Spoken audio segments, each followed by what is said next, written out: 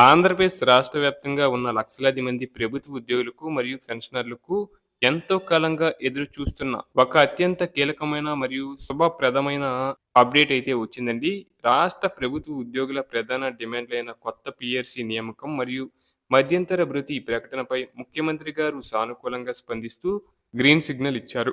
దీనివల్ల ఉద్యోగ వేతనాల్లో గణనీయమైన మార్పులు రాబోతున్నాయి. ప్రభుత్వ యంత్రాంగంలో కీలక పాత్ర పోషిస్తున్న ఉద్యోగుల సంక్షేమం కోసం ప్రభుత్వం ఈ నిర్ణయం తీసుకోవడం విశేషం. ముఖ్యంగా గత కొంతకాలంగా పెండింగ్‌లో ఉన్న అనేక సమస్యల పరిష్కారానికి ఈ నిర్ణయం ఒక మార్గదర్శకంగా నిలవనుంది. ప్రభుత్వ ఉద్యోగులకు సంబంధించి నెలకొన్న వివిధ సమస్యలపై ఉద్యోగ సంఘాల నాయకులు నిరంతరం ప్రభుత్వంతో చర్చలు జరుపుతూనే ఉన్నారు.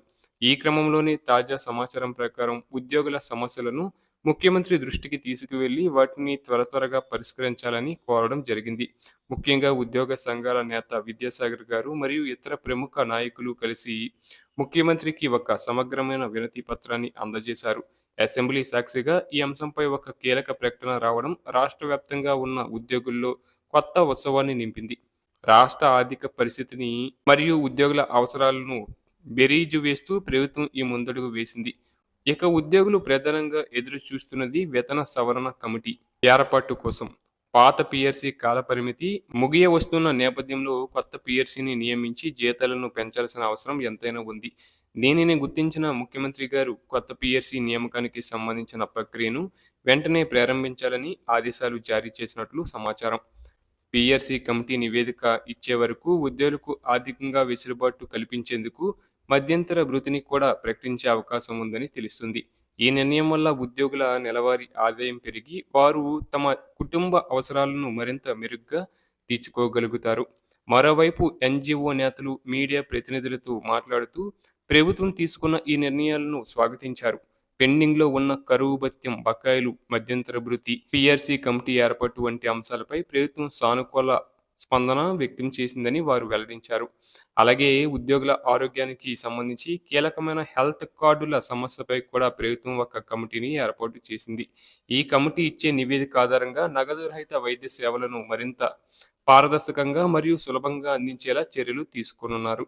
ఇది ఉద్యోగులకు మరియు వారి కుటుంబ సభ్యులకు ఆరోగ్య భరోసానిస్తుంది. కేవలం పనిచేస్తున్న ఉద్యోగులకే కాకుండా పదవి విరమణ చేసిన పెన్షనర్లకు కూడా ఈ ప్రకటన వల్ల భారీ ప్రయోజనం చేకూరనుంది. పెన్షనర్లకు సంబంధించిన పెండింగ్ బకాయిలను మరియు వారి ఇతర ఆర్థిక సమస్యలను కూడా పరిష్కరిస్తామని ముఖ్యమంత్రి హామీ ఇచ్చారు. వచ్చే నెల నుండే వీరికి రావాల్సిన డిఏ బకాయిలు మరియు ఇతర ఆర్థిక ప్రయోజనాలు వారి ఖాతాల్లో జమ అయ్యేలా ఏర్పాట్లు జరుగుతున్నాయి. ఈ ప్రక్రియ వల్ల రాష్ట్రంలో సుమారు 4 లక్షల మంది పెన్షనర్లు నేరుగా లబ్ధి పొందనున్నారు. వృద్ధాప్యంలో ఉన్నవారికి ఈ ఆర్థిక సహాయం ఒక పెద్ద ఆసరాగా నిలుస్తుంది అనడంలో ఎటువంటి సందేహం లేదు. ముఖ్యంగా సిపిఎస్ విధానంలో ఉన్న ఉద్యోగుల సమస్యలపైన మరియు పెన్షనర్ల డిఏ బకాయిల మంజూరు పట్ల ఏపీ ఎన్జిఓ రాష్ట్ర ప్రధాన కార్యదర్శి మరియు ఇతర నేతలు ముఖ్యమంత్రికి ప్రత్యేక ధన్యవాదాలు తెలిపారు. ప్రభుత్వ నిర్ణయాల పట్ల కృతజ్ఞతగా పెన్షనర్ల సంఘాలు మరియు ఉద్యోగ సంఘాలు కలిసి ఒక ప్రత్యేక కృతజ్ఞత కార్యక్రమాన్ని కూడా నిర్వహించాయి. ప్రభుత్వం మరియు ఉద్యోగుల మధ్య ఉన్న ఈ సమన్వయం రాష్ట్ర అభివృద్ధికి తోడ్పడుతుందని ఆశిస్తున్నారు. ప్రతి ఉద్యోగికి న్యాయం చేయడమే తమ లక్ష్యమని ప్రభుత్వం ఈ నిర్ణయాల ద్వారా స్పష్టం చేసింది. రాబోయే రోజుల్లో ఈ ప్రక్రియ మరింత వేగవంతమై ఉద్యోగులందరికీ ఆర్థిక స్థిరత్వం లభిస్తుందని ఆశిద్దాం.